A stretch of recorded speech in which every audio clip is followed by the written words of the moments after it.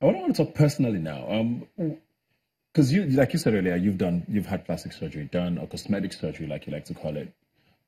Even for a country as open as the United States, a lot of people still are not very open about things like that. Why did you feel the need to be open about yours? Initially, I wasn't. Okay. Because it's a personal choice. It's nobody's business. I didn't have to tell anybody I did anything. But I was, the level of ignorance was very disturbing. People said if you did your stomach or did your chest or did your nose, if you're on a plane, you would die. And I'm like, are these people really serious? That was what prompted me when I paid to be on the cover of Ovation magazine, that I finally said what I had done. That was the first time I said, and many times now I look back and I wish I never did. Oh yeah, because prior to that, I was being celebrated as the young genius. The minute I said I had done augmentation, I was now the boobs lady. And I was like, who are these people? You know, how dare they? Do you regret saying it? Oh, yes. You know, but many people will always be small-minded. Yeah. And again, it was, when I look at the bigger picture, all that was just a foundation. Because like that man said, when I speak, people would listen. Yeah. All that had to happen. So when I now started speaking about helping people that were underprivileged and deformed, people listened. I had to be criticized and praised at the same time for that to get to that transition. Yeah. So it was all meant to be, and that's okay. How many jobs have you had done? What? How many cosmetic surgeries have you had done? For clients? For yourself? Why, are you trying to refund me? No, just asking. Doesn't matter. Okay, it's fine. I just wanted to know if you wanted to talk about it. Well, I'm trying to find out if you're trying to refund me the money I paid. I wish I could afford to. But let's talk about Empower 54 now. Did that morph out of body enhancement? Yes. Okay, so what is Empower 54 exactly? Initially, when I started the charity in 2003, it was called Beers Foundation. Okay. The acronym was Body Enhancement Annual Reconstructive Surgery. Yes. And the funny thing was, monies from body enhancement was being used to finance reconstructive surgery for the poor. We started off just doing free surgeries for underprivileged people. I've been very blessed that His Emeritus Archbishop Desmond Tutu is my patron. He's been my patron since day one, since 2001.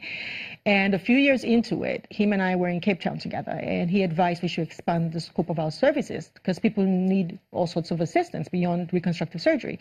So that was what prompted us to expand the scope. We do various types of health programs now. We do educational programs, rebuild schools, provide school supplies, educational supplies. We also do women empowerment, give machinery and whatever is necessary to help based on the community that we go into.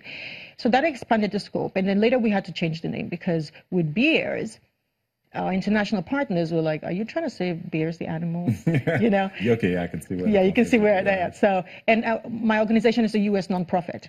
So we have a 501c3, meaning as an American or an organization or a company or whatever it is, American-based affiliated, when you donate to us, you get a tax exempt.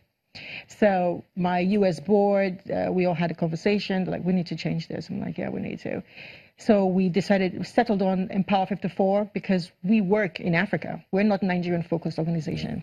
So in 54 represented the African countries. So that's how it all came about. Yeah. You say you've been doing this for 15 years now, and what sort of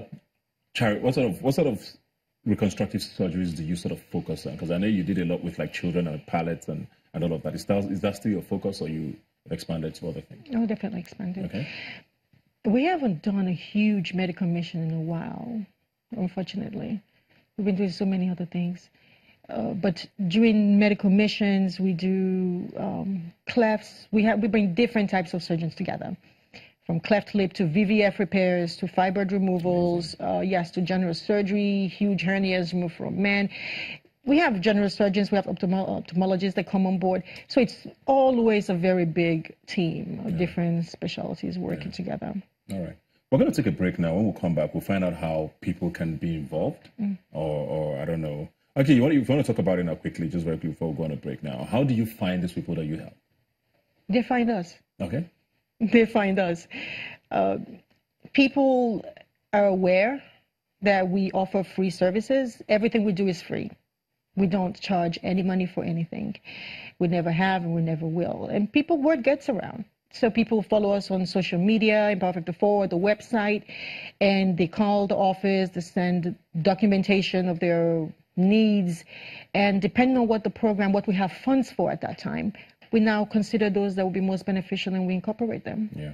And it's not just Nigeria, you say? No. In every African country?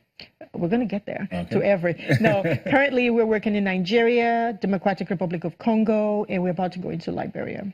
Okay. No problems. Like I said, when we'll come back, we'll find out more about your plans, what Empower54 plans to do, how you can be reached, because the contact, of course, is very important. Of course, what Modupe Ozolua, Princess Modupe Ozolua has in store in the future. We'll take a break now and be right back. You stay with us.